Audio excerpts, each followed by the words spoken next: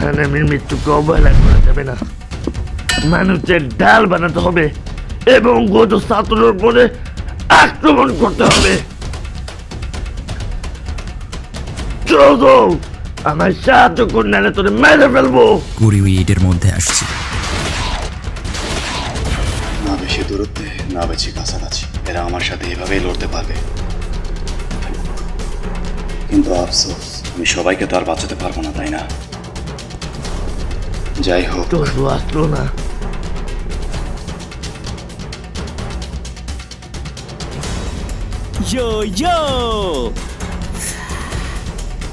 এখানকার তো হয় অন্যরকম, কারণ এখানে ভয়ের গন্ধ মিশে আছে।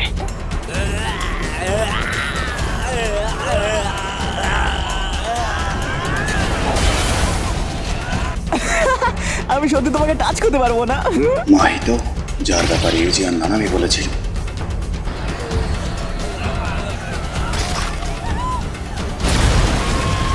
Blood manipulation soulman version. Super duper.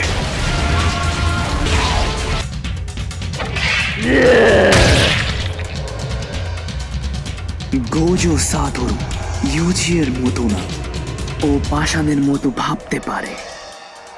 আমার মনে হয় ও ভাবতে পারে যে আমাদেরকে শেষ করতে হলে যদি কিছু মানুষ মরেও যায়। তোমার কাছে মাত্র একটাই উপায় আছে, নিজের অনন্ত কাল ব্যবহার করে সবকিছু ধ্বংস করে ফেলা। এখন কি করবে? Domain expansion, infinite void.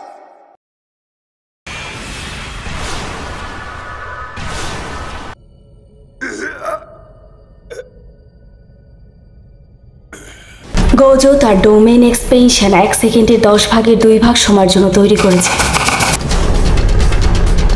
এই 1 সেকেন্ডে 10 ভাগের 2 ভাগ সময়কে সে সম্পূর্ণ নিজের ধারণা অনুযায়ী তৈরি করে। সে মনে করছিল এই সময়ের মধ্যে তার তৈরি মায়ার জগতে সাধারণ মানুষ সুরক্ষিত থাকবে, না তারা মৃত্যুবরণ করবে, না তাদের উপর কোনো জাদুর প্রভাব থাকবে।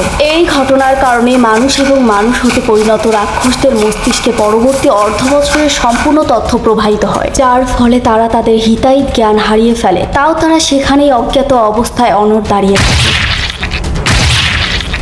কিন্তু B5 এক লেভেলে বেঁচে যাওয়া মানুষরা তাদের সাধারণ জীবনে ফিরে আসে ঠিক তার 2 মাস পর, কারণ গোজো তার মায়ার জগৎকে এত দূর পর্যন্ত আয়ত্তে রেখেছিল। এই সময়ের সবচেয়ে শক্তিশালী জাদুকর তার জাদু শক্তি শেষ হওয়ার আগ পর্যন্ত B5F লেভেলে থাকা মানুষ হতে পরিণত 1000 রাক্ষসকে শেষ করে, তাও মাত্র 299 সেকেন্ডের মধ্যে।